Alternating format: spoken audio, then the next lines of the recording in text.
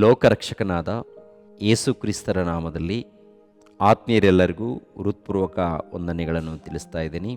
ಅದೇ ರೀತಿಯಲ್ಲಿ ಹೊಸ ವರ್ಷದ ಶುಭಾಶಯಗಳನ್ನು ಕೂಡ ತಿಳಿಸ್ತಾ ಇದ್ದೀನಿ. ಪ್ರಿಯರಾದ ದೇವರ ಮಕ್ಕಳಿರ, ಹೊಸ ವರ್ಷದಲ್ಲಿ ಹೆಜ್ಜೆ ಹಾಕಿರುವಂಥ ನಾವು ತಿಳಿದುಕೊಳ್ಬೇಕಾದಂಥ ಒಂದು ಪ್ರಾಮುಖ್ಯವಾದ ಅಂಶವನ್ನು ಈ ದಿನ ನಿಮ್ಮೊಟ್ಟಿಗೆ ಮಾತಾಡ್ತಾ ಇದ್ದೀನಿ.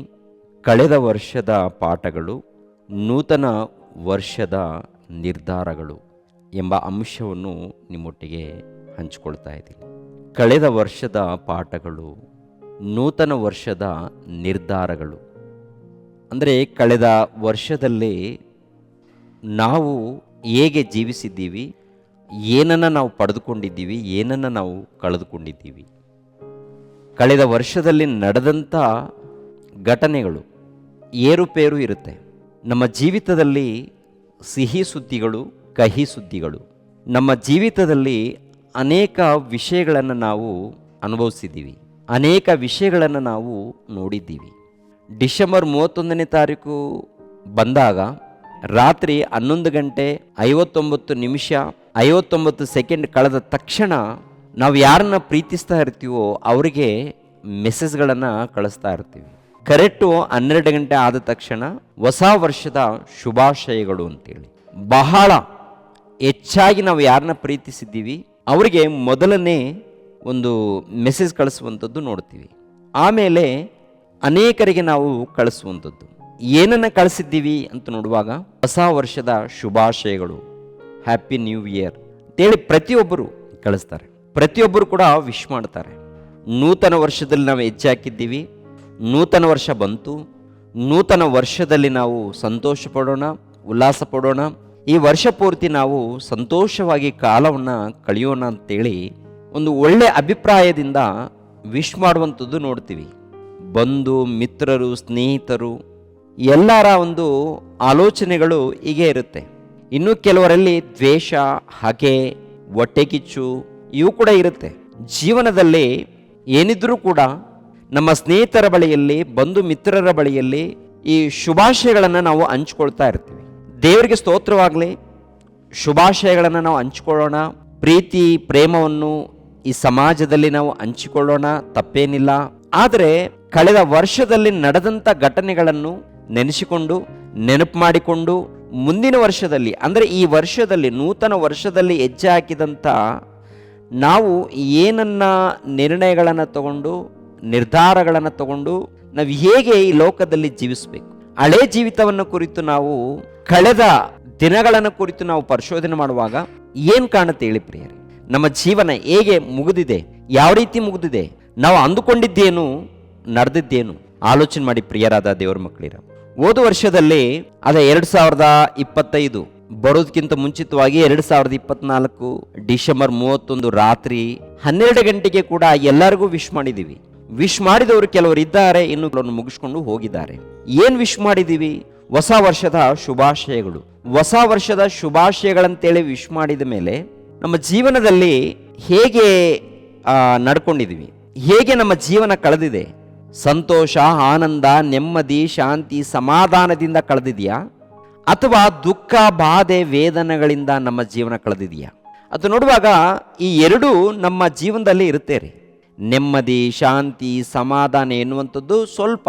ಬಹಳ ಏನಿದೆ ಅಂತ ನೋಡುವಾಗ ದುಃಖ, ವೇದನೆ, ಬಾಧೆ, ರೋಗ, ಸಮಸ್ಯೆಗಳು, ಮಾನಸಿಕವಾದಂಥ ವೇದನೆಗಳು, ಸಾಲದ ಸಮಸ್ಯೆಗಳು, ಆರೋಗ್ಯದ ಸಮಸ್ಯೆಗಳು, ಬಂಧು ಮಿತ್ರರ ಮಧ್ಯದಲ್ಲಿ ಒಂದು ರೀತಿಯಲ್ಲಿ ಕಿರಿಕಿರಿ, ಜಗಳ ಹೆಚ್ಚಾಗಿ ಇವೇ ನಡೆದಿದೆ. ಕೋರಿಕೊಳ್ಳುವಂಥ ಕೋರಿಕೆ ಎಂಥದ್ದಪ್ಪ ಅಂದರೆ ನಾವು ಸುಖ ಸಂತೋಷದಿಂದ, ನೆಮ್ಮದಿಯಿಂದ, ಆನಂದದಿಂದ ಕಾಲವನ್ನು ಕಳಿಬೇಕು ಎನ್ನುವಂಥದ್ದೇ ನಮ್ಮ ಗುರಿ. ಇವು ಬಹಳ ನಮ್ಮ ಜೀವನದಲ್ಲೇ ನಡೆದಿದೆ. ಲೋಕದಲ್ಲಿ ನೋಡುವಾಗ ಜನ ಅದೇ ಪ್ರಕಾರ ದೇವರ ಮಕ್ಕಳು ಎಂದು, ಕ್ರೈಸ್ತರೆಂದು ಕರೆಯಲ್ಪಡುವಂಥ ಆತ್ಮೀಯರು ಲೋಕದ ಜನರನ್ನು ಒಂದು ಸಾರಿ ಆಲೋಚನೆ ಮಾಡುವಾಗ ಎಲ್ಲರೂ ಬ್ಯುಸಿಯಲ್ಲಿದ್ದಾರೆ. ಎಲ್ಲರೂ ತುಂಬ ಬಹಳ ಬ್ಯುಸಿ, ಸಂಪಾದನೆ ಮಾಡುವುದರಲ್ಲಿ, ದುಡಿಯುವುದರಲ್ಲಿ. ಯಾಕೆ ಹುಟ್ಟಿದ್ದೇವೆ ಎಂಬುವಂಥ ವಿಷಯವನ್ನು ತಿಳಿದುಕೊಳ್ಳದೆ ದೇವರು ಕೊಟ್ಟಂಥ ಕಾಲವನ್ನು ವ್ಯರ್ಥವಾಗಿ ಕಳೀತಾ ಇದ್ದಾರೆ. ವ್ಯರ್ಥವಾಗಿ ಕಳೆಯುವಂಥದ್ದು ಈ ಲೋಕದಲ್ಲಿ ನಾವು ನೋಡ್ತಾ ಇದ್ದೀವಿ ಪ್ರಿಯರೇ. ದೇವರ ಮಕ್ಕಳು ಎಂದು ಕರೆಯಲ್ಪಡುತ್ತಿರುವಂಥ ನಾವು ಏನಾದರೂ ದೇವರು ಕೊಟ್ಟಂಥ ಕಾಲವನ್ನು ಕುರಿತು, ಸಮಯವನ್ನು ಕುರಿತು ಯೋಚನೆ ಮಾಡ್ತಾ ಇದ್ದೀವಾ? ಪರಿಶೋಧನೆ ಮಾಡ್ತಾ ಇದ್ದೀವಾ? ನಾವು ಯಾತಕ್ಕಾಗಿ ದೇವರ ಸನ್ನಿಧಿಗೆ ಬರ್ತಾ ಇದ್ದೀವಿ? ಯಾತಕ್ಕಾಗಿ ದೇವರನ್ನು ಪ್ರಾರ್ಥಿಸ್ತಾ ಇದ್ದೀವಿ? ಯಾತಕ್ಕಾಗಿ ನಮ್ಮ ಪ್ರಾರ್ಥನೆಗಳು, ವಿಜ್ಞಾಪನೆಗಳು, ಆರಾಧನೆಗಳು, ಕಾರ್ಯಕ್ರಮಗಳು ಯಾತಕ್ಕಾಗಿ ನಡೀತಾ ಇದೆ ಅಂತೇಳಿ ಒಂದು ಸಾರಿ ಯೋಚನೆ ಮಾಡಿ ಪ್ರಿಯರೇ. ಇವೆಲ್ಲವೂ ಕೂಡ ನಮ್ಮ ಸಂತೋಷದಗೋಸ್ಕರ. ನಾವು ಸಂತೋಷ ಪಡುವುದಕ್ಕಾಗಿ ಈ ಲೋಕದಲ್ಲಿ ಅನೇಕ ಕಾರ್ಯಕ್ರಮಗಳು, ಅನೇಕ ಪ್ರಾರ್ಥನೆಗಳು, ವಿಜ್ಞಾಪನೆಗಳು, ಅನೇಕ ಆಸೆಗಳು, ಇದರ ಹಿಂದೆ ನಮ್ಮ ಕೋರಿಕೆಗಳಿದೆ. ಆದರೆ ಒಟ್ಟಿನಲ್ಲಿ ನಮ್ಮ ಜೀವನದಲ್ಲಿ ದುಃಖ, ವೇದನೆ, ಅಶಾಂತಿ, ಮಾನಸಿಕ ವೇದನೆ, ತೊಂದರೆಗಳು, ಸಮಸ್ಯೆಗಳು ಹೆಚ್ಚಾಗಿ ನಾವು ಅನುಭವಿಸ್ತಾ ಇದ್ದೀವಿ. ಇದಕ್ಕೆ ಕಾರಣ ಏನು? ದೇವರಿಗೆ ನಾವು ಒಳಪಟ್ಟಿಲ್ಲ. ದೇವರಿಗೆ ನಾವು ಒಳಪಟ್ಟಾಗ, ದೇವರಿಗೆ ನಾವು ವಿಧೇಯರಾದಾಗ ನೆಮ್ಮದಿ, ಶಾಂತಿ, ಸಮಾಧಾನ ಎನ್ನುವಂಥದ್ದು ಸಿಗುತ್ತೆ ಪ್ರಿಯರೇ. ದೇವರಿಗೆ ವಿಧೇಯರಾಗದೆ ಈ ಲೋಕದಲ್ಲಿ ದೇವರು ಕೊಟ್ಟಂತ ಕಾಲವನ್ನು ನಾವು ಹೇಗೆ ಕಳೆದಿದ್ದೀವಿ? ಕಳೆದ ವರ್ಷದಲ್ಲಿ ಕಳೆದಂಥ ದಿನಗಳನ್ನು ನಾವು ಒಂದ್ಸಾರಿ ಯೋಚಿಸ್ಬೇಕು. ಅವು ನಮಗೆ ಪಾಠಗಳಾಗಿರ್ಬೇಕು. ಹೊಸ ವರ್ಷದಲ್ಲಿ ಬಂದ ಮೇಲೆ, ನೂತನ ವರ್ಷದಲ್ಲಿ ನಾವು ಹೆಜ್ಜೆ ಹಾಕಿದ ಮೇಲೆ ಒಂದು ಒಳ್ಳೆ ನಿರ್ಧಾರವನ್ನು ತಗೊಂಡು ಈ ಲೋಕದಲ್ಲಿ ಜೀವಿಸಬೇಕು. ದೇವರಿಗೆ ಎಷ್ಟು ಸಮಯ ಕೊಟ್ಟಿದ್ದೀವಿ ನಾವು? ವರ್ಷಕ್ಕೆ ಎಷ್ಟು ದಿನಗಳು? 365 ದಿನಗಳು. 365 ದಿನಗಳಲ್ಲಿ ನಮ್ಮ ಜೀವನ ಹೇಗೆ ಕಳೆದಿದೆ? ನಮ್ಮ ಜೀವನ, ನಮ್ಮ ಬದುಕು ಹೇಗೆ ಕಳೆದಿದೆ ಅಂತ ನೋಡುವಾಗ ನಿದ್ದೆಗೋಸ್ಕರ ಎಷ್ಟು ಸಮಯ ಕೊಡ್ತಾ ಇದ್ದೀವಿ ನಾವು? ಮೊದಲನೇದಾಗಿ ಆಲೋಚನೆ ಮಾಡೋಣ. ನಿದ್ದೆಗೋಸ್ಕರ ಸಮಯ ಕೊಟ್ಟಿದ್ದೆಷ್ಟು? ಕಮ್ಮಿ ಅಂದರೂ 6 ಗಂಟೆ ಸಮಯ ಕೊಡ್ತೀವಿ ನಿದ್ದೆ ಮಾಡೋದಕ್ಕೆ. ನಿದ್ದೆ ಮಾಡೋದಕ್ಕೆ 6 ಗಂಟೆ ಸಮಯ ಕೊಟ್ಟರೆ ವರ್ಷ ಪೂರ್ತಿ ಎಷ್ಟು ದಿನಗಳಾಗುತ್ತೆ? ಈ ನಿದ್ದೆಗೋಸ್ಕರ ಕೊಟ್ಟಂಥ ಸಮಯ ನೋಡುವಾಗ ಸುಮಾರು 2160 ಗಂಟೆಗಳಾಗುತ್ತೆ ರೀ. ಒಂದು ದಿನಕ್ಕೆ 6 ಗಂಟೆ ಆದರೆ ಒಂದು ವರ್ಷಕ್ಕೆ ಎಷ್ಟು ಗಂಟೆಗಳು ಗೊತ್ತಾ? 2160 ಗಂಟೆಗಳು. ಎಷ್ಟು ದಿನಗಳಾಗುತ್ತೆ ಅಂತ ನೋಡುವಾಗ 90 ದಿನಗಳಾಗುತ್ತೆ. ಅಂದರೆ ಕೇವಲ ನಿದ್ದೆಗೋಸ್ಕರ ಕಳೆದಂಥ ಕಾಲ. ನಿದ್ದೆಗೋಸ್ಕರ 90 ದಿನಗಳಾದರೆ ಆಮೇಲೆ ಪ್ರತಿದಿನ ಬೆಳಗ್ಗೆ ಬ್ರೇಕ್ಫಾಸ್ಟ್, ಮಧ್ಯಾಹ್ನ ಲಂಚ್, ನೈಟ್ ಡಿನ್ನರು, ಆಮೇಲೆ ಟೀ, ಕಾಫಿ ಇವೆಲ್ಲ ಲೆಕ್ಕ ಮಾಡಿದ್ರೆ ಸುಮಾರು ಎಷ್ಟು ಸಮಯ ಹಿಡಿಯುತ್ತೆ? ಒಂದು 2 ಗಂಟೆನಾ? 2 ಗಂಟೆ ಹಿಡಿಯುತ್ತಾ? ಒಂದ್ಸರಿ ಆಲೋಚನೆ ಮಾಡಿ ಪ್ರಿಯರೇ. ಸುಮಾರು ಒಂದು 2 ಗಂಟೆ ಕಾಲ ದಿನಕ್ಕೆ ಯಾವುದಕ್ಕೆ ಹೋಗುತ್ತೆ? ಬ್ರೇಕ್ಫಾಸ್ಟ್ಗೆ ಹೋಗುತ್ತೆ, ಲಂಚ್ಗೆ ಹೋಗುತ್ತೆ, ಡಿನ್ನರ್ಗೆ ಹೋಗುತ್ತೆ, ಆಮೇಲೆ ಟೀ, ಕಾಫಿ, ಸ್ನ್ಯಾಕ್ಸ್ ಅಂತೇಳಿ ಇದಕ್ಕೆ ಸಮಯ. 2 ಗಂಟೆ ಕಾಲ ಹೋದ್ರೆ ಎಷ್ಟು ದಿನಗಳಾಗುತ್ತೆ ವರ್ಷಕ್ಕೆ ಪೂರ್ತಿ ಅಂತ ನೋಡುವಾಗ? 30 ದಿನಗಳಾಗುತ್ತೆ. ಎಷ್ಟು ದಿನಗಳು? 30 ದಿನಗಳು ಇದ್ರಿಗೋಸ್ಕರ ಸಮಯವನ್ನ ನಾವು ಕಳೀತಾ ಇದ್ದೀವಿ. ಆಮೇಲೆ ಪ್ರತಿ ದಿನಾಲು ಹೆಂಡತಿಗೂ ಮಕ್ಕಳಿಗೂ ಎಷ್ಟು ಸಮಯ ಕೊಡ್ತಾ ಇದ್ದೀವಿ? ಗಂಡನಾದ್ರೆ, ಪುರುಷನಾದ್ರೆ ಹೆಂಡತಿಗೆ ಎಷ್ಟು ಸಮಯ ಕೊಡ್ತಾ ಇದ್ದಾನೆ? ಹೆಂಡತಿ ಆದ್ರೆ ಗಂಡನಿಗೆ ಎಷ್ಟು ಸಮಯವನ್ನ ಕೊಡ್ತಾ ಇದ್ದಾಳೆ? ಚೆನ್ನಾಗಿ ಪರಿಶೋಧನೆ ಮಾಡುವಾಗ ಬಹಳ ಕಡಿಮೆನೆ. ಯಾಕೆಂದ್ರೆ ಹೊರಗಡೆ ಕೆಲಸ ಇರುತ್ತಂತೇಳಿ, ಮಾತಾಡೋಕ್ಕೂ ಟೈಮ್ ಇರಲ್ಲಂತೇಳಿ ಸ್ವಲ್ಪ ಸಮಯ, ಬಹಳ ಸಮಯ ಕಡಿಮೆ. ಕೆಲ್ಸಕ್ಕೆ ಹೋಗ್ಬೇಕಲ್ಲ, ಕೆಲ್ಸಕ್ಕೆ ಹೋಗಿ ದುಡಿದು ರಾತ್ರಿ ಲೇಟಾಗಿ ಬಂದಿರ್ತಾರೆ, ಮತ್ತೆ ಬೇಗ ಊಟ ಮಾಡಬೇಕು, ಮಲಗಬೇಕು, ಬೆಳಿಗ್ಗೆ ಹೊರಡಬೇಕು.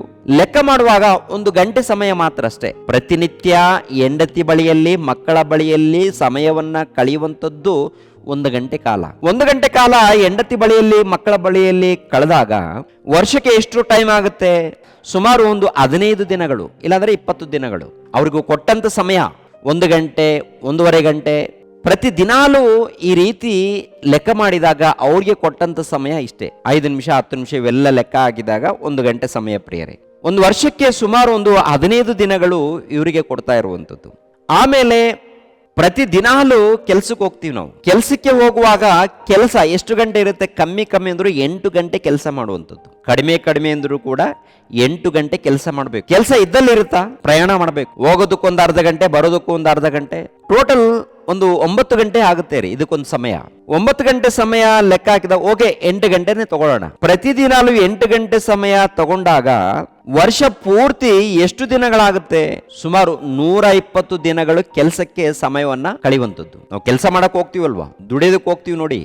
ಇನ್ನು ಕೆಲವರು 12 ಗಂಟೆ ಕೆಲಸ ಮಾಡ್ತಾರೆ, ಇನ್ನು ಕೆಲವರು 15 ಗಂಟೆನೂ ಕೆಲಸ ಮಾಡ್ತಾರೆ. ಹಾಗೂ ಕೆಲಸ ಮಾಡೋರಿದ್ದಾರೆ, ಆಯುಷ್ಕಾಲವನ್ನು ಬೇಗ ಮುಗಿಸ್ಕೊಳ್ತಾ ಇರ್ತಾರೆ. ಕಮ್ಮಿ ಮಾಮೂಲಾಗಿ ಒಂದು 8 ಗಂಟೆ ಸಮಯ ಕೊಟ್ಟಾಗ ಅಂದ್ರೆ ವರ್ಷ ಪೂರ್ತಿ ಎಷ್ಟು ದಿನಗಳಾಗತ್ತಪ್ಪ ಅಂತ ನೋಡುವಾಗ 120 ದಿನಗಳಾಗುತ್ತೆ. ಕೆಲಸಕ್ಕೆ ಕೊಟ್ಟಂತ ಸಮಯ, ನಿದ್ದೆಗೆ ಕೊಟ್ಟಂತ ಸಮಯ, ಆಹಾರ ಪದಾರ್ಥಗಳಿಗೆ ಕೊಟ್ಟಂತ ಸಮಯ, ಹೆಂಡತಿ ಮಕ್ಕಳಿಗೆ ಕೊಟ್ಟಂತ ಸಮಯ, ಇಷ್ಟು ದಿನಗಳು ಕಳೆದಿದೆ. ಆಮೇಲೆ ಪ್ರತಿದಿನಾಲು ಇಲ್ಲಾಂದ್ರೆ ವರ್ಷ ಪೂರ್ತಿ ಸ್ನೇಹಿತರ ಬಳಿಯಲ್ಲಿ, ಬಂಧು ಮಿತ್ರರ ಬಳಿಯಲ್ಲಿ ಸಮಯವನ್ನ ಕಳೀತಾ ಇರ್ತೀವಿ. ಯಾವುದಕ್ಕೆ ಕಾರಣ ಏನು?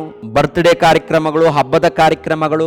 ಈ ವರ್ಷದ ಪೂರ್ತಿ ಸ್ನೇಹಿತರ ಬಳಿಯಲ್ಲಿ ಇಲ್ಲ ಬಂಧು ಮಿತ್ರರ ಬಳಿಯಲ್ಲಿ ಸಮಯವನ್ನ ಕಳೆಯುವಂಥದ್ದು ಕೂಡ ನಮ್ಮ ಜೀವನದಲ್ಲಿ ನಡೆಯುತ್ತೆ. ಎಷ್ಟು ಸಮಯ ಕೊಟ್ಟಿದ್ದೀವಪ್ಪ ಅಂತ ನೋಡುವಾಗ ಅಂದಾಜಾಗಿ ಒಂದು ವರ್ಷದ ಪೂರ್ತಿ ಲೆಕ್ಕ ಹಾಕಿದಾಗ ಒಂದು 15 ದಿನಗಳಿಂದ 20 ದಿನಗಳ ಸಮಯ ಅದಕ್ಕೆ ಕಳೆಯುವಂಥದ್ದು ನೋಡ್ತೀವಿ ಲೆಕ್ಕ ಹಾಕುವಾಗ. ಆಮೇಲೆ ಇನ್ನು ಉಳಿದಂತ ಸಮಯ ಯಾತಕ್ಕಾಗಿ ನಾವು ಸಮಯವನ್ನ ಕಳೀತಾ ಇದೀವಿ ಅಂತ ನೋಡುವಾಗ ಹೆಚ್ಚಾಗಿ ಈಗಿನ ಕಾಲದಲ್ಲಿ ಮೊಬೈಲ್ಗೆ ಕೊಟ್ಟಂತ ಸಮಯ.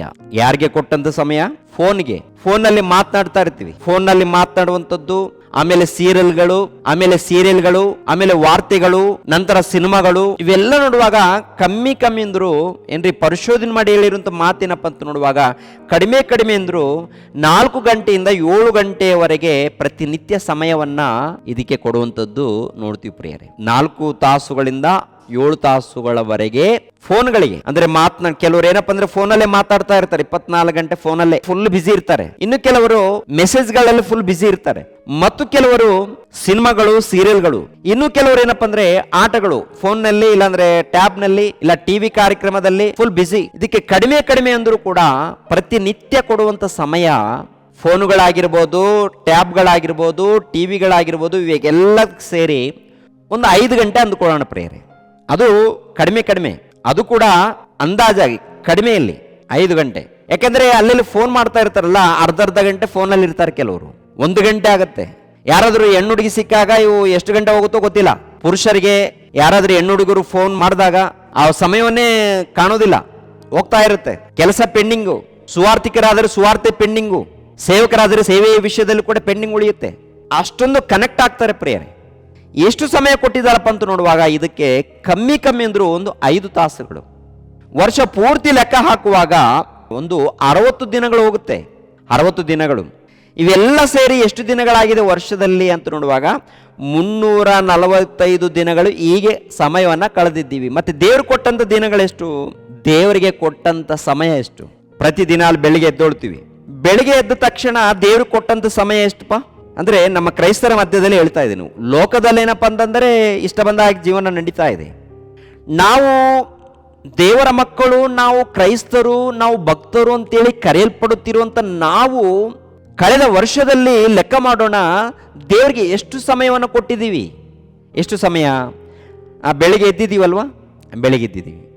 ದೇವ ರಾತ್ರಿ ಒಳ್ಳೆ ನಿದ್ದೆ ಕೊಟ್ಟಿದ್ದೀರ ತಂದೆ, ನಿಮಗೆ ಸ್ತೋತ್ರಗಳು ಅಂತೇಳಿ ಒಂದು ನಿಮಿಷದಲ್ಲಿ ಮುಗೀತಾ? ಬೆಳಗ್ಗೆ ಎದ್ದ ತಕ್ಷಣ 1 ನಿಮಿಷ ದೇವರಿಗೆ ಕೊಟ್ಟದ್ದು. ಆಮೇಲೆ ಟಿಫಿನ್ ಮಾಡುವಾಗ, ಬ್ರೇಕ್ಫಾಸ್ಟ್ ಮಾಡುವಾಗ ಅವು ಕೂಡ ಸಮಯ ಎಷ್ಟು? ಒಂದು 30 ಸೆಕೆಂಡ್ ಕೊಡ್ತೀವ, 1 ನಿಮಿಷ ಕೊಡ್ತೀವ? ತಂದೆಯಾದ ದೇವ, ಆಹಾರ ಕೊಟ್ಟಿದ್ದೀರ, ನಿಮ್ಗೆ ಸ್ತೋತ್ರಗಳು, ಒಳ್ಳೆ ಆಹಾರ ಕೊಟ್ಟಿದ್ದೀರ ತಂದೆ, ನಿಮಗೆ ಕೃತಜ್ಞತೆಗಳು ತಂದೆ, ಒಳ್ಳೆ ಆರೋಗ್ಯವನ್ನು ಕೊಡಿ ತಂದೆ. ಇದು ಕೂಡ ಏನಪ್ಪ ಅಂದರೆ ನೀವು ಕೊಟ್ಟಿದ್ದೀರ, ನಿಮಗೆ ಸ್ತೋತ್ರಗಳು, ನನಗೆ ಆರೋಗ್ಯ ಕೊಡು, ಹೀಗೆ ಕೇಳ್ಕೊಂಡಿದ್ದೀವಿ. ಅಲ್ಲೊಂದು 1 ನಿಮಿಷ, ಬೆಳಿಗ್ಗೆ ಎದ್ದ ಮೇಲೆ 1 ನಿಮಿಷ, ಟಿಫಿನ್ ಮಾಡುವಾಗ ಅದಕ್ಕೊಂದು ನಿಮಿಷ, ಪ್ರಯಾಣ ಮಾಡ್ತಾ ಇದ್ದೀವಲ್ಲ ಪ್ರಯಾಣ ಮಾಡುವಾಗ ಅದಕ್ಕೊಂದು ನಿಮಿಷ, ಮತ್ತೆ ಮಧ್ಯಾಹ್ನ ಊಟ ಮಾಡುವಾಗ ಅಲ್ಲಿ 1 ನಿಮಿಷ. ಎಷ್ಟು ನಿಮಿಷ ಆಯಿತು? 4 ನಿಮಿಷ ಆಯಿತು. ಮತ್ತೆ ರಾತ್ರಿ ಬಂದ ಮೇಲೆ 1 ನಿಮಿಷ ಪ್ರಾರ್ಥನೆ ಮಾಡಿದ್ರೆ ಮಾಡ್ತೀವಿ, ಇಲ್ಲಾಂದ್ರೆ ಇಲ್ಲ. ಊಟ ಮಾಡುವಾಗ ಅವಾಗ 1 ನಿಮಿಷ ಕೊಡ್ತೀವಿ. ಟೋಟಲ್ ಎಷ್ಟು ನಿಮಿಷ ಆಯಿತು? 5 ನಿಮಿಷ ಆಯಿತು. ವಾಕ್ಯ ಓದೋದಕ್ಕೆ ಟೈಮ್ ಕೊಟ್ಟಿದ್ದೀವ? ಟೈಮ್ ಕೊಟ್ಟಿಲ್ಲ. ಕೆಲವರು ಯಾವಾಗೋ ಟೈಮ್ ಇದ್ದರೆ 1 ಅಧ್ಯಾಯ ಓದ್ತಾರೆ, ಇಲ್ಲ 2 ಅಧ್ಯಾಯಗಳನ್ನು ಓದ್ತಾರೆ, ಇಲ್ಲಾಂದ್ರೆ ಒಂದು 10 ನಿಮಿಷ ವಿಡಿಯೋ ನೋಡ್ತಾರೆ, ಇಲ್ಲಾಂದ್ರೆ ಮುಗೀತು. ಅಂದ್ರೆ ದೇವರಿಗೆ ಕೊಟ್ಟಂತ ಸಮಯ ಎಷ್ಟು? ಡೈಲಿ 5 ನಿಮಿಷನ, 10 ನಿಮಿಷನ, ಹೋಗ್ಲಿ 15 ನಿಮಿಷ ಅಂದ್ಕೊಳ್ಳೋಣ. 15 ನಿಮಿಷ ಅಂದ್ಕೊಳ್ಳೋಣ. ಪ್ರತಿನಿತ್ಯ 15 ನಿಮಿಷ ಕೊಟ್ರೆ ಪ್ರಿಯರಾದ ದೇವರ ಮಕ್ಕಳಿರ ವರ್ಷ ಪೂರ್ತಿ ಎಷ್ಟು ಗಂಟೆ ಆಯ್ತು ಲೆಕ್ಕ ಮಾಡ್ಕೊಳ್ಳಿ. ಮತ್ತೆ ಭಾನುವಾರ ಸೇವಕರು 10 ಗಂಟೆಗೆ ಪ್ರಾರ್ಥನೆಗೆ ಬನ್ನಿ ಅಂತ ಕೊಟ್ಟಿರ್ತಾರೆ. ಭಾನುವಾರ 10 ಗಂಟೆಗೆ ಬನ್ನಿ, ದೇವರ ಸನ್ನಿಧಿಗೆ ಪ್ರಾರ್ಥನೆಯಲ್ಲಿ ಸೇರೋಣ, ದೇವರನ್ನ ಧ್ಯಾನ ಮಾಡೋಣ ಅಂತೇಳಿ ಈ 10 ಗಂಟೆಯಿಂದ ಮಧ್ಯಾಹ್ನ 1:30 ತನಕ ಇರುತ್ತೆ ಪ್ರಾರ್ಥನೆ ಕೂಟ ಅಂದಾಗ ದೂರದಿಂದ ಬರೋರು ಇರ್ತಾರೆ. ಪಾಪ ಓಕೆ ಇರ್ಲಿ, ಹತ್ತಿರ ಇರ್ತಾರಲ್ವಾ, ಹತ್ತಿರ ಇದ್ದವ್ರು ಏನ್ ಮಾಡ್ತಾರಪ್ಪ ಅಂದ್ರೆ ಎಲ್ಲರೂ ಬರೋದು ಲೇಟಾಗಿ ಬರ್ತಾರಂತೇಳಿ ಲೇಟಾಗಿ ಬರ್ತಾರೆ. ಎಷ್ಟು ಅಲ್ಲಿ 1 ಗಂಟೆ ಸಮಯ ಮುಗಿದೋಗುತ್ತೆ. ಆಮೇಲೆ ಕೆಲವರಿಗೆ ತಮಗೆ ಇಷ್ಟ ಬಂದ ಹಾಗೆ, ಅಂದರೆ ಸೇವಕರು ಯಾರಾದರೂ ಚಿಕ್ಕ ಸೇವಕರು ಬೋಧನೆ ಮಾಡ್ತಾ ಇದ್ದಾರೆ, ಈ ಸೇವಕರು ಆದಮೇಲೆ ನಾವು ಹೋಗೋಣ, ಆಮೇಲೆ ಕರ್ತನ ಮೇಜಿನ ಸಮಯದಲ್ಲಿ ಹೋಗೋಣ ಅಂತೇಳಿ ಲೇಟಾಗಿ ಬಂದು ಕೆಲವರು ವಾರಕ್ಕೆ 1 ಗಂಟೆ ಮಾತ್ರ ದೇವರ ಸನ್ನಿಧಿಯಲ್ಲಿ ಕಳೀತಾರೆ, ಇನ್ನು ಕೆಲವರು 2 ಗಂಟೆ ದೇವರ ಸನ್ನಿಧಿಯಲ್ಲಿ ಸಮಯವನ್ನು ಕಳೀತಾರೆ. ಈಗ ನೋಡುವಾಗ 2 ಗಂಟೆ ಇಲ್ಲ 3 ಗಂಟೆ ಅಂದ್ಕೊಳ್ಳೋಣ. ಇವೆಲ್ಲ ನೋಡುವಾಗ ಪ್ರಿಯರಾದ ದೇವರ ಮಕ್ಕಳಿರ, ದೇವರಿಗೆ ಕೊಟ್ಟಂತ ಸಮಯ ಎಷ್ಟಪ್ಪ ಅಂತ ನೋಡುವಾಗ ವರ್ಷದ ಪೂರ್ತಿ ಒಂದು 10 ದಿನಗಳು ಮಾತ್ರ. ಎಷ್ಟು ದಿನಗಳು? 10 ದಿನಗಳು ಮಾತ್ರ ಪ್ರಿಯರೇ. ಒಂದ್ಸರಿ ನೀವು ಲೆಕ್ಕ ಮಾಡಿ, ನೀವು ನಿದ್ದೆಗೆ ಎಷ್ಟು ಟೈಮ್ ಕೊಟ್ಟಿದ್ದೀರಾ, ಕೆಲಸಕ್ಕೆ ಎಷ್ಟು ಟೈಮ್ ಕೊಟ್ಟಿದ್ದೀರಾ, ಹೆಂಡತಿಗೆ ಎಷ್ಟು ಟೈಮ್ ಕೊಟ್ಟಿದ್ದೀರಾ, ಮಕ್ಕಳಿಗೆ ಎಷ್ಟು ಟೈಮ್ ಕೊಟ್ಟಿದ್ದೀರಾ, ಸ್ನೇಹಿತರಿಗೆ ಎಷ್ಟು ಟೈಮ್ ಕೊಟ್ಟಿದ್ದೀರಾ, ಇವೆಲ್ಲವನ್ನು ಕೂಡ ನೀವು ಲೆಕ್ಕ ಮಾಡ್ಕೊಂಡು ಬನ್ನಿ. ಆಮೇಲೆ ಮಧ್ಯದಲ್ಲಿ ಆಸ್ಪತ್ರೆಗಳಿಗೆ, ಹಬ್ಬಗಳಿಗೆ, ಆಮೇಲೆ ಬೇರೆ ಬೇರೆ ಕಾರ್ಯಕ್ರಮಗಳಿರ್ತಲ್ಲ, ಇದಕ್ಕೆಷ್ಟು ಸಮಯವನ್ನು ನಾವು ಕಳೆದಿದ್ದೀವಿ ಅಂತೇಳಿ ಇವೆಲ್ಲ ಕೂಡ ನೀವು ಪರಿಶೋಧನೆ ಮಾಡ್ಕೊಂಡು ಬನ್ನಿ. ದೇವರಿಗೆ ಕೊಟ್ಟಿದ್ದು ಸಮಯ ಎಷ್ಟು, ದೇವರಿಗೆ ಕೊಟ್ಟಂತ ಸಮಯ ಎಷ್ಟು ಅಂತ ನೋಡುವಾಗ ವರ್ಷ ಪೂರ್ತಿ 365 ದಿನಗಳು. 365 ದಿನಗಳಲ್ಲಿ ದೇವರಿಗೆ ಕೊಟ್ಟಂತ ಸಮಯ ಕೇವಲ 10-12 ದಿನಗಳು ಮಾತ್ರ. ಅಂದರೆ 5 ನಿಮಿಷ, 1 ನಿಮಿಷ, 10 ನಿಮಿಷ, ಅರ್ಧ ಗಂಟೆ, 2 ಗಂಟೆ, ಇವೆಲ್ಲ ಸೇರಿ ದಿನಾಲು ಪ್ರಾರ್ಥನೆ, ಆಮೇಲೆ ಸಭೆಯಾಗಿ ಸೇರುವಂಥ ಪ್ರಾರ್ಥನೆ, ಇವೆಲ್ಲ ಸೇರಿ ದೇವರಿಗೆ ಕೊಟ್ಟಂತ ಸಮಯ ಇಷ್ಟೇ.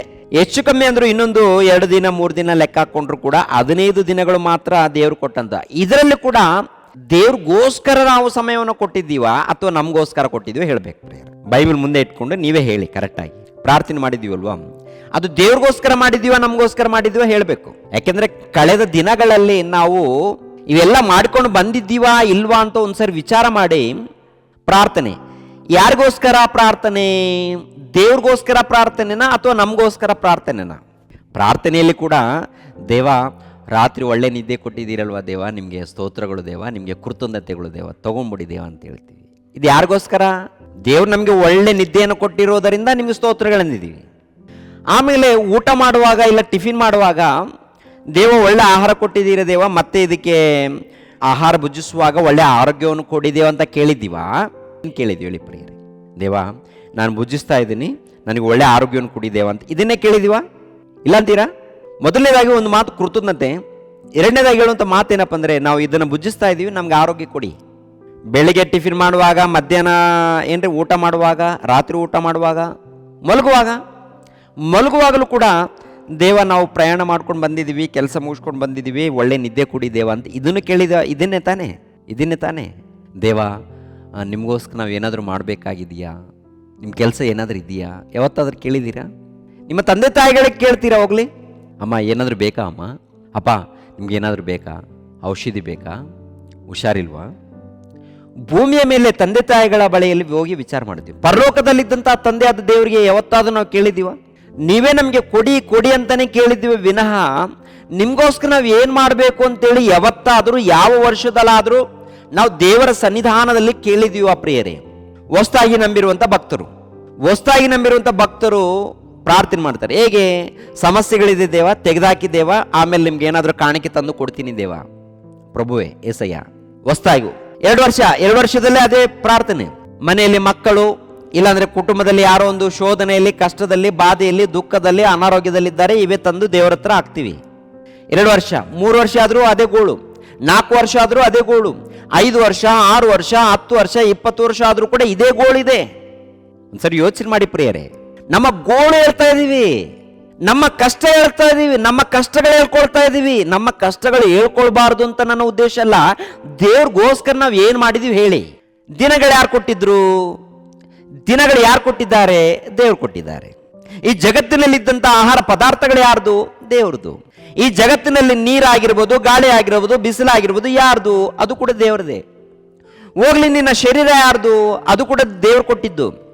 ದೇವ್ರು ಕೊಟ್ಟಿರುವಂಥ ಶರೀರ, ದೇವ್ರು ಕೊಟ್ಟಿರುವಂಥ ಅವಯವಗಳು, ದೇವ್ರು ಕೊಟ್ಟಿರುವಂಥ ಆತ್ಮ, ದೇವ್ರು ಕೊಟ್ಟಿರುವಂಥ ಬದುಕು ಆಗಿರುವಾಗ ಅಂತ ದೇವ್ರಿಗೋಸ್ಕರ ನಾವು ಏನು ಕೊಟ್ಟಿದ್ದೀವಿ ಹೇಳಿ? ಏನು ಕೊಟ್ಟಿದ್ದೀವಿ?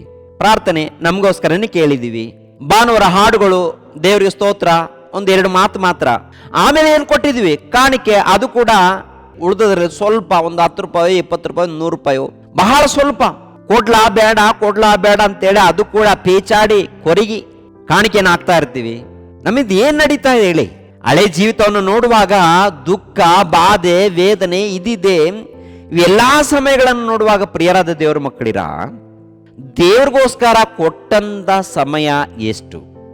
ಬಾಧೆ ಬಂದಾಗ, ದುಃಖಗಳು ಬಂದಾಗ ಮತ್ತೆ ದೇವ್ರ ಮೇಲೇನೆ ನಾವು ನಿಂದನೆಗಳಾಗ್ತೀವಿ. ದೇವ್ರ ಬಳಿಯಲ್ಲಿ ನಾವು ಹೋಗ್ತಾ ಇದ್ದೀವಿ, ನಾವು ಪ್ರಾರ್ಥನೆ ಮಾಡಿದ್ದೀವಿ, ನಾವು ಹಾಡುಗಳನ್ನು ಆಡಿದ್ದೀವಿ, ನಾವು ಉಪವಾಸ ಪ್ರಾರ್ಥನೆ ಮಾಡಿದ್ದೀವಿ, ಕಾಣಿಕೆ ಕೊಟ್ಟಿದ್ದೀವಿ, ಕರ್ತನ ಮೇಜಿನಲ್ಲಿ ಕೈ ಹಾಕಿದ್ದೀವಿ, ದೀಕ್ಷಾಸ್ನಾನ ಪಡ್ಕೊಂಡಿದ್ದೀವಿ, ಯೇಸು ಕ್ರಿಸ್ತರ ರಕ್ತವನ್ನು, ಯೇಸು ಕ್ರಿಸ್ತರ ದೇಹವನ್ನು ನಾವು ಭುಜಿಸ್ತಾ ಇದ್ದೀವಿ. ಮತ್ತೆ ಸಮಸ್ಯೆಗಳಿದೆ ಅಂತೇಳಿ ದೇವರನ್ನ ನಿಂದಿಸ್ತಾ ಇರ್ತೀವಿ, ದೇವರನ್ನ ಅವಮಾನ ಪಡಿಸ್ತಾ ಇರ್ತೀವಿ. ಎಲ್ಲಿದೆ ನಮ್ಮ ಭಕ್ತಿ? ಎಲ್ಲಿದೆ ನಮ್ಮ ನೀತಿ, ನಂಬಿಕೆ? ಒಂದು ಸಾರಿ ನೀವು ವಿಚಾರ ಮಾಡಿ ಪ್ರಿಯರಾದ ದೇವರ ಮಕ್ಕಳಿರ, ಆಲೋಚನೆ ಮಾಡಿ ಒಂದು ಸಾರಿ. ಹಳೆ ದಿನಗಳು ಹೋಯ್ತು, ಹೊಸ ವರ್ಷ ಬಂತು, ಹ್ಯಾಪಿ ನ್ಯೂ ಇಯರ್ ಅಂತ ಹೇಳ್ತೀವಿ, ಇಲ್ಲಾಂದ್ರೆ ನೂತನ ವರ್ಷದ ಶುಭಾಶಯಗಳು, ಹೊಸ ವರ್ಷದ ಶುಭಾಶಯಗಳು. ಯಾರಿಗೆ ಶುಭಾಶಯಗಳು? ಯಾರಿಗೆ ಹೇಳಿದ್ದೀವಿ? ಯಾಕೆ ಹೇಳಿದ್ದೀವಿ? ಜೀವನದಲ್ಲಿ ಏನು ನಡೀತಾ ಇದೆ? ನಮ್ಮ ಬದುಕಿನಲ್ಲಿ ಏನು ನಡೀತಾ ಇದೆ? ಎಲ್ಲರೂ ಹೊಸ ವರ್ಷದ ಶುಭಾಶಯಗಳು, ಹಳೆ ದಿನಗಳು, ಹಳೆ ವರ್ಷ, ಹೋದ ವರ್ಷ, ಕಳೆದ ವರ್ಷ ಏನು ನಡೆದಿದೆ? ಕಹಿ ಸುದ್ದಿಗಳು, ಸಿಹಿ ಸುದ್ದಿಗಳು, ಕಷ್ಟ, ನಷ್ಟ, ಶೋಧನೆ, ಹಿಂಸೆ, ಸಂತೋಷ. ಮತ್ತು ಹೊಸ ವರ್ಷದಲ್ಲಿ ಬಂದರೂ ಕೂಡ ಇದೇ ಇರುತ್ತಾ? ಬೇರೆ ಏನಾದರೂ ಇದೆಯಾ? ಹೋಗ್ಲಿ, ದೇವ್ರಿಗೆ ಏನಾದರೂ ಸಮಯ ಕೊಟ್ಟಿದ್ವಾ? ಎಷ್ಟು ವರ್ಷಗಳು ಬಂದರೂ ಕೂಡ ಆ ದಿನ ಶುಭಾಶಯಗಳು ಹೇಳ್ತೀವಿ, ಮತ್ತೆ ಲೋಕದ ರೀತಿಯಲ್ಲಿ ಬದುಕ್ತೀವಿ. ಕಲಿಯೋದು ಕಲಿತಾ ಇಲ್ಲ, ಒಳ್ಳೆ ನಿರ್ಧಾರಗಳು ತಗೊಳ್ತಾ ಇಲ್ಲ. ನಮ್ಮ ಜೀವನದಲ್ಲಿ ಇಷ್ಟು ಎಲ್ಲ ಸಮಯ ಕಳೆದಿದೆಯಲ್ಲ, ನಾವು ಏನು ಮಾಡಬೇಕು ಎಂದು ಯಾವತ್ತಾದರೂ ಯೋಚನೆ ಮಾಡಿದ್ದೀರಾ? ಅದಕ್ಕೆ ಅಪೊಸ್ತಲನಾಗಿರುವಂಥ ಪೌಲನು ಹೇಳುವಂಥ ಮಾತನ್ನು ಒಂದ್ಸಾರಿ ಗಮನಿಸ್ರಿ ಪ್ರಿಯರೇ. ಎಫೆಸದವರಿಗೆ ಬರೆದ ಪತ್ರಿಕೆ 5ನೇ ಅಧ್ಯಾಯ, ಎಫೆಸದವರಿಗೆ ಬರೆದ ಪತ್ರಿಕೆಯ 5ನೇ ಅಧ್ಯಾಯ 15ನೇ ವಚನವನ್ನು, ಎಫೆಸದವರಿಗೆ ಬರೆದ ಪತ್ರಿಕೆಯ 5ನೇ ಅಧ್ಯಾಯ 15ನೇ ವಚನವನ್ನು, ಆದ ಕಾರಣ ನೀವು ನಡ್ಕೊಳ್ಳುವ ರೀತಿಯನ್ನು ಕುರಿತು ಚೆನ್ನಾಗಿ ನೋಡಿಕೊಳ್ಳಿರಿ, ಜ್ಞಾನವಿಲ್ಲದವರಾಗಿರದೆ ಜ್ಞಾನವಂತರಾಗಿರ್ರಿ. ಈ ದಿನಗಳು ಕೆಟ್ಟವುಗಳಾಗಿವೆ, ಆದುದರಿಂದ ಕಾಲವನ್ನು ಸುಮ್ಮನೆ ಕಳೆದುಕೊಳ್ಳದೆ ಅದನ್ನು ಬೆಲೆಯುಳ್ಳದೆಂದು ಉಪಯೋಗಿಸಿಕೊಳ್ಳಿರಿ. ಮತ್ತು ಬುದ್ಧಿಹೀನರಾಗಿ ನಡೆಯದೆ ಕರ್ತನ ಚಿತ್ತವೇನೆಂಬುದನ್ನು ವಿಚಾರಿಸಿ ತಿಳಿದವರಾಗಿರ್ರಿ. ಮದ್ಯಪಾನ ಮಾಡಿ ಮತ್ತರಾಗಬೇಡಿರಿ, ಅದರಿಂದ ಪಟಂಗಿತನವು ಹುಟ್ಟುತ್ತದೆ. ಆದರೆ ಪವಿತ್ರಾತ್ಮ ಭರಿತರಾಗಿದ್ದು ಕೀರ್ತನೆಗಳಿಂದಲೂ ಆತ್ಮ ಸಂಬಂಧವಾದ ಪದಗಳಿಂದಲೂ ಒಬ್ಬರಿಗೊಬ್ಬರು ಮಾತಾಡಿಕೊಳ್ಳುತ್ತಾ ನಿಮ್ಮ ಹೃದಯಗಳಲ್ಲಿ ಕರ್ತನಿಗೆ ಗಾನ ಮಾಡುತ್ತಾ ಕೀರ್ತನೆ ಆಡುತ್ತಾ ಯಾವಾಗಲೂ ಎಲ್ಲ ಕಾರ್ಯಗಳಿಗೋಸ್ಕರ ನಮ್ಮ ಕರ್ತನಾದ ಯೇಸು ಕ್ರಿಸ್ತನ ಹೆಸರಿನಲ್ಲಿ ತಂದೆಯಾದ ದೇವರಿಗೆ ಸ್ತೋತ್ರ ಮಾಡುತ್ತಾ ಕ್ರಿಸ್ತನಿಗೆ ಭಯಪಡುವವರಾಗಿದ್ದು ಒಬ್ಬರಿಗೊಬ್ಬರು ವಿನಯವುಳ್ಳವರಾಗಿ ನಡೆದುಕೊಳ್ಳಿರಿ ಅಂತೇಳಿ ದೇವರು ಹೇಳ್ತಾರೆ ಅಪೊಸ್ತಲನಾಗಿರುವಂಥ ಪೌಲನ ಮೂಲಕ. ಸಮಯವನ್ನು ಸುಮ್ಮನೆ ಕಳೆಯಬೇಡಿರಿ, ಆದ ಕಾರಣ ನೀವು ನಡ್ಕೊಳ್ಳುವ ರೀತಿಯನ್ನು ಕುರಿತು ಚೆನ್ನಾಗಿ ನೋಡಿಕೊಳ್ಳಿರಿ. ನಡ್ಕೊಳ್ಳುವ ರೀತಿಯನ್ನು ಕಳೆದ ವರ್ಷ ನಡ್ಕೊಂಡಿದ್ದೀವಿ ಹೇಗೆ? ನಿದ್ದೆಗೆ ಸುಮಾರು ವರ್ಷದ ಪೂರ್ತಿ ಲೆಕ್ಕ ಹಾಕುವಾಗ 90 ದಿನಗಳು ಹೋದವು. ಕೆಲಸಕ್ಕೆ ಸುಮಾರು 120 ದಿನಗಳು ಹೋದವು. ಹೆಂಡತಿಗೆ ಕೊಟ್ಟಂತ ಸಮಯ ಸುಮಾರು ಒಂದು 20 ದಿನಗಳು ಕಳೆದವು. ಮಕ್ಕಳಿಗೂ ಇಲ್ಲಾಂದ್ರೆ ಬ್ರೇಕ್ಫಾಸ್ಟ್, ಲಂಚ್, ಟಿಫಿನ್ ಇದಕ್ಕೊಂದು 30 ದಿನಗಳು ಕಳೆದವು. ಕೊನೆಯದಾಗಿ ಮೊಬೈಲ್ಗೆ ಎಷ್ಟು ಸಮಯವನ್ನು ಕಳೆದಿದ್ದೀವಿ ಅಂತ ನೋಡುವಾಗ ಏನ್ರಿ, ಮೊಬೈಲ್ಗೆ ಕೊಟ್ಟಂತ ಸಮಯ ವರ್ಷದ ಪೂರ್ತಿ ಲೆಕ್ಕ ಹಾಕುವಾಗ ಏನ್ರಿ ಸುಮಾರು ಒಂದು 60 ದಿನಗಳು ಸಮಯ ಇದು ಕೊಟ್ಟಿದ್ದೀವಿ. ದೇವರಿಗೆ ಕೊಟ್ಟಂತ ಸಮಯ 8 ದಿನಗಳ, ದೇವರಿಗೆ ಕೊಟ್ಟಂತ ಸಮಯ 10 ದಿನಗಳ, ಪ್ರತಿನಿತ್ಯ ಒಂದು 10 ನಿಮಿಷ ಮಾತ್ರನ. ಪ್ರಿಯರಾದ ದೇವರ ಮಕ್ಕಳಿರ, ಮೋಸ ಮಾಡಿಲ್ವ ದೇವರಿಗೆ ನಾವು? ಅನ್ಯಾಯ ಮಾಡಿಲ್ವ ದೇವರಿಗೆ ನಾವು? ಮೋಸನ ಏನ್ ಬ್ರದರ್ ಮೋಸ ದೇವರಿಗೆ ಯಾವಾಗ ಮಾಡಿದೀವಿ ಅಂತ ಕೇಳ್ತೀರಾ? ಈ ದೇಹ ಇದೆಯಲ್ಲ, ನೀವು ಧರಿಸ್ಕೊಂಡಿರುವಂಥ ದೇಹ ದೇವ್ರದು. ಒಳಗಡೆ ಆತ್ಮ ಇದೆಯಲ್ಲ, ಆತ್ಮ ದೇವ್ರದು. ಈ ದಿನಗಳು ಕಾಲಗಳು ಬರ್ತಾ ಇದೆಯಲ್ಲ, ದೇವ್ರ ಮೂಲಕ ಬರ್ತಾ ಇದೆ. ಭೂಮಿ ಸುತ್ತುತ್ತಾ ಇದೆಯಲ್ಲ, ಅದು ಕೂಡ ದೇವ್ರ ಮೂಲಕ ಸುತ್ತುತ್ತಾ ಇದೆ. ಸೂರ್ಯನು ಉರಿತಾ ಇದ್ದಾನಲ್ಲ, ಅದು ಕೂಡ ದೇವ್ರ ಮೂಲಕ ಉರಿತಾ ಇದೆ. ಮಳೆ ದೇವ್ರ ಮೂಲಕ. ಇವೆಲ್ಲ ಕೂಡ ದೇವ್ರ ಮೂಲಕ ನಡೆಯುವಾಗ ಮತ್ತೆ ದೇವ್ರಿಗೋಸ್ಕರ ನಾವು ಕೆಲಸ ಮಾಡಬೇಕಲ್ಲ. ದೇವ್ರಿಗೋಸ್ಕರ ನಾವು ಬದುಕಬೇಕಲ್ಲ.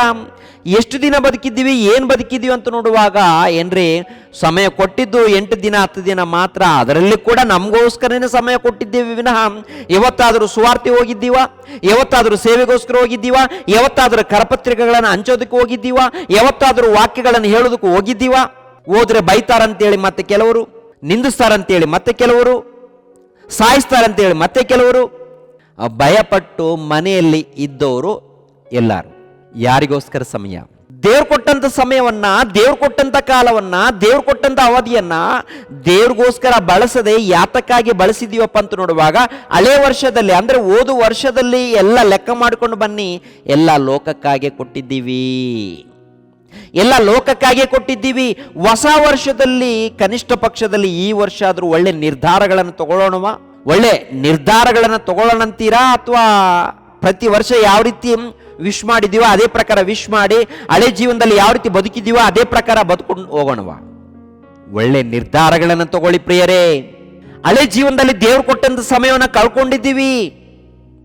ದೇವ್ರು ಕೊಟ್ಟಂತ ಸಮಯ ಕಳೆದು ಹೋಗಿದೆ, ಮತ್ತೆ ಬರಲ್ಲ, ಅದು ಮತ್ತೆ ಸಿಗಲ್ಲ. ಅದು ಒಂದು ವೇಳೆ ಬೆಳ್ಳಿ ಬಂಗಾರ ಕಳೆದೋದ್ರೆ ಮತ್ತೆ ನೀನು ಸಂಪಾದನೆ ಮಾಡ್ಕೊಳ್ಬಹುದು, ಆಸ್ತಿ ಕಳೆದೋದ್ರೆ ಮತ್ತೆ ನೀನು ಸಂಪಾದನೆ ಮಾಡ್ಕೊಳ್ಬಹುದು.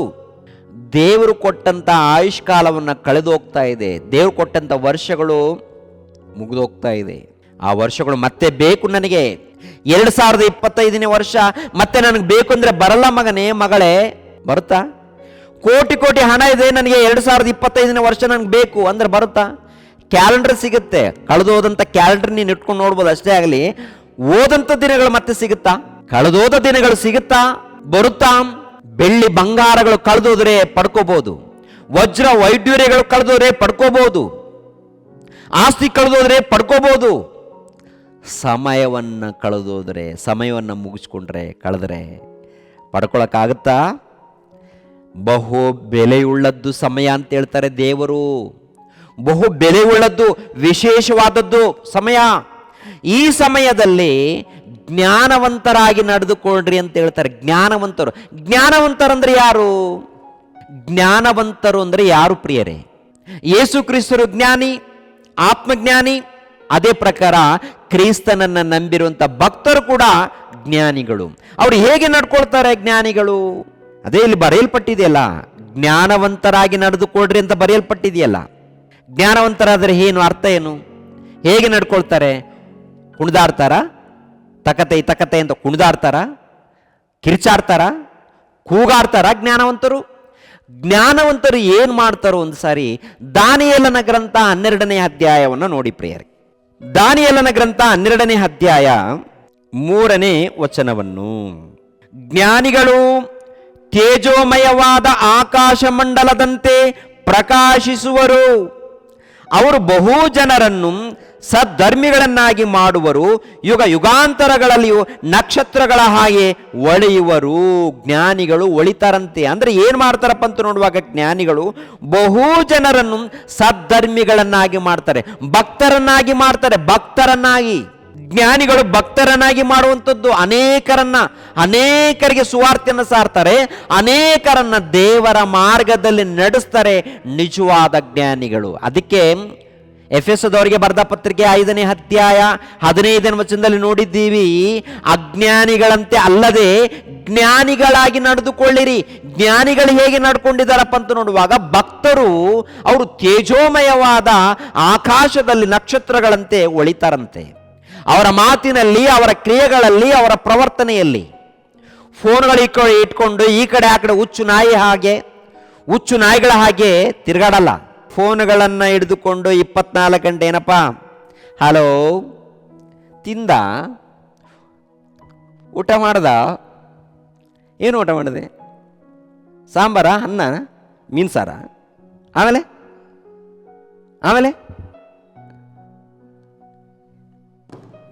ಇಷ್ಟೇ ಅಂತೀರ? ಬೇರೆ ಏನಾದರೂ ಇದೆಯಾ? ಇಷ್ಟೇ. ಕೆಲವರೇನೋ ಪಾಪ ಬ್ಯುಸಿಯಲ್ಲಿರ್ತಾರೆ, ಇರಲಿ. ದೊಡ್ಡ ಸೇವಕರು ಕೂಡ, ಇಂಟರ್ನ್ಯಾಷನಲ್ ಸೇವಕರು, ದೊಡ್ಡ ಸೇವಕರು ಕೂಡ ಫುಲ್ ಬ್ಯುಸಿ. ಮತ್ತೆ ಸಮಾಜವನ್ನು ಉದ್ಧಾರ ಮಾಡ್ತೀವಿ, ಸಮಾಜವನ್ನು ಕಾಪಾಡ್ತೀವಿ ಅಂತ ಹೇಳೋರು ಕೂಡ 24 ಗಂಟೆ ಫೋನಲ್ಲೇ ಇರ್ತಾರೆ. ಫೋನಲ್ಲೇನಿದೆಪ್ಪ? ಏನು ಕಲಿಸ್ತಾ ಇದ್ದೀವಿ ಸಮಾಜಕ್ಕೆ?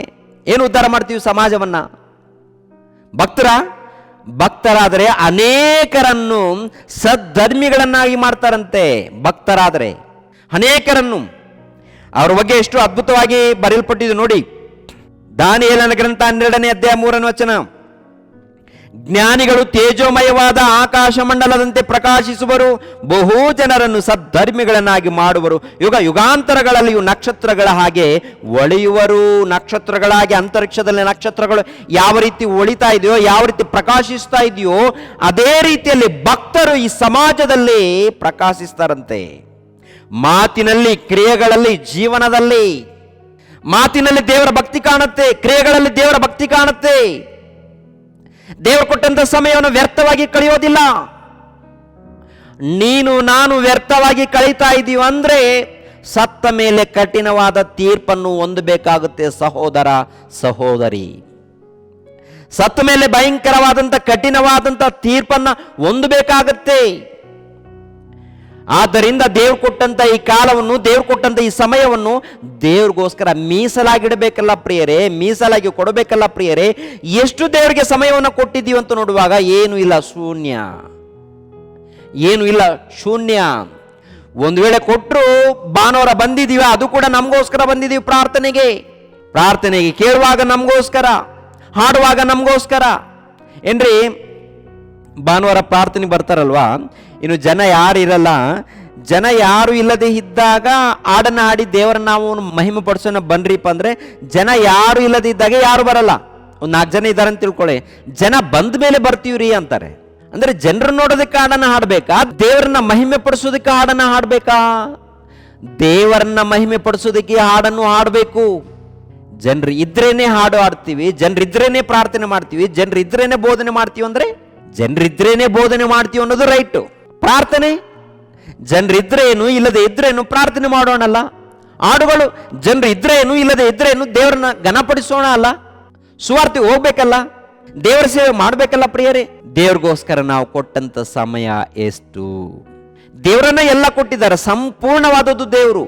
ಕಾಲ, ಸಮಯ, ಪ್ರಕೃತಿ, ಆಕಾಶ, ಭೂಮಿ, ನಮ್ಮ ಶರೀರ, ಆತ್ಮ, ಅವಯವಗಳು, ಟೋಟಲ್ ಎಲ್ಲ ಸರ್ವವು ದೇವ್ರದ್ದು. ದೇವ್ರಿಗೋಸ್ಕರ ನಾವು ಕೊಟ್ಟದ್ದು ಶೂನ್ಯ. ಅದು ಕೂಡ ಪ್ರಾರ್ಥನೆಗೆ ಸ್ವಲ್ಪ ಸಮಯ ಕೊಟ್ಟಿದ್ವಿ, ಅದು ಕೂಡ ನಮಗೋಸ್ಕರನೇ. ಹೌದಂತೀರಾ ಅಲ್ವಂತೀರಾ ಹೇಳ್ಬೇಕು ನೀವೇ. ನಿಜವಾಗ್ಲೂ ದೇವ್ರಿಗೋಸ್ಕರ ಸಮಯ ಕೊಟ್ಟಿದ್ರೆ ದೇವ್ರಿಗೆ ಸ್ತೋತ್ರವಾಗ್ಲಿ.